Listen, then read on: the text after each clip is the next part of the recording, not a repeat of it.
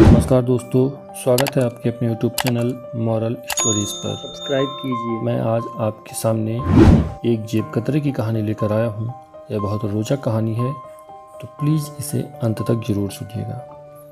हट साला, इतना देर तक उसके पीछे पीछे घूमता रहा, लेकिन हाथ क्या लगा?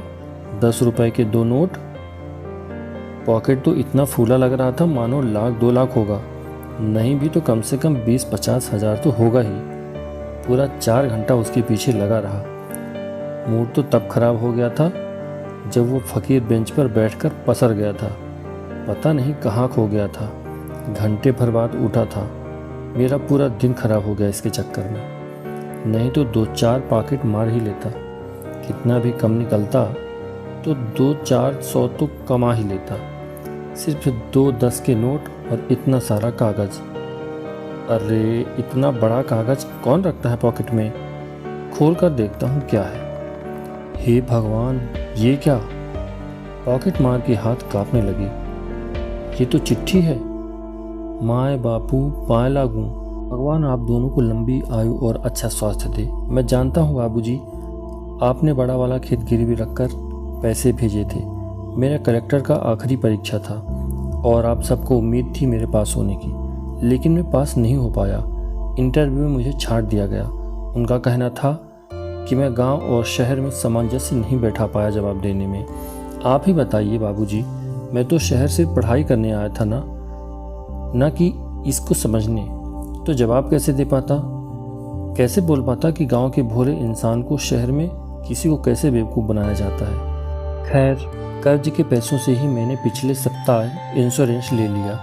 मेरे नहीं रहने के बाद वो लोग इतना दे देंगे कि छुटकी की शादी हो जाएगी, खेत वापस मिल जाएगा और इतना बच जाएगा कि आपके बुढ़ापे तक किसी के सामने हाथ नहीं फैलाना पड़ेगा। इंश्योरेंस का कागज़ भी चिट्ठी के साथ भेज रहा हूँ। प्रणाम। जेब कतरा चिट्ठी पढ़कर पसीना पसीना हो गया। कान के नीचे से बहता पसीना गले तक आ गया। हे भगवान, इतनी बड़ी जिम्मेदारी इस जेब कतरे को। बड़बड़ाता हुआ वो प्लेटफॉर्म की तरफ भागा। वो आदमी कहीं नहीं दिख रहा था। जेब कतरा लगभग रोते हुए इधर उधर भाग ही रहा था। देखा दूर पटरी पर वो आदमी जा चुका था। भाग कर गया और दनादन थप्पड़ मारने लगा।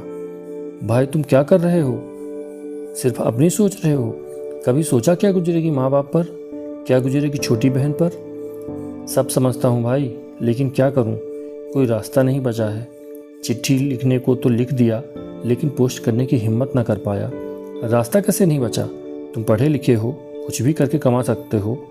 हाँ, लेकिन माँ बापू का सपना तो पूरा नहीं कर पाए ना। अरे भाई, तुम जिंदा रहोगे तो कुछ और सपना पूरा कर लेना। जेब कतरा उसको कंधे से पकड़कर अपने खोले ले आया, पानी पिलाया और फिर से बात शुरू की। देख भाई, मैं तेरी तरह ज़्यादा पढ़ा नहीं, लेकिन परिवार चलाने के लिए जेब काटने लगा। गांव में सब समझते हैं कि हम यहाँ फैक्ट्री में काम करते हैं। आज से मैं भी चोरी चकारी बंद करता हूँ। यह शहर बहुत बड़ा है, ईमानदारी से कमाई करेंगे दोनों भाई। मैं समोसे और जलेबी बनाऊंगा, तुम गल्ले पर बैठना। देखना, साल भर में ही हम अपनी पक्की दुकान कर लेंगे। तुम्हारे परिवार को भी इज्जत की कमाई भेजना और मैं भी अपने परिवार को। भाई, मैं ज़िंदगी से डर गया था। तुम मिले हो तो कुछ अच्छा करेंगे। अब साहब नहीं बन पाया, कोई बात नहीं। अब दोबारा नहीं सोचूंगा परिवार को अकेला छोड़ने का। पता नहीं तुम भाई बनकर आए कि भगवान का दूत बनकर, लेकिन मेरी छुटकी तुम्हारे जैसा एक और भाई पाकर खुशी से पागल हो जाएगी। माँ बापू भी चाहते थे कि उनके 2 बेटे होते तो घर भरा भरा लगता। जिसकी जेब कटी थी उसे तो समझ ही नहीं आ रहा था कि क्या हो रहा है। कुछ समय लगा विक्षोभ के बाहर आने में और जेब कतरे की बात को समझने में।